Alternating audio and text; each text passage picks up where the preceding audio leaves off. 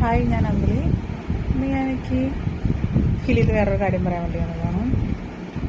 നമ്മുടെ മകൻ അതിൻ്റെ ആത്മാർത്ഥത നമ്മൾ മനസ്സിലാക്കുക എങ്ങനെയാ വെച്ചെങ്കിൽ നമ്മുടെ അച്ഛനമ്മയും പ്രായമാകുമ്പോഴാണ് അത് നല്ലൊരു മകനാണെന്ന് മനസ്സിലാക്കുക, അല്ലെങ്കിൽ മകളാണെന്ന് മനസ്സിലാക്കുക.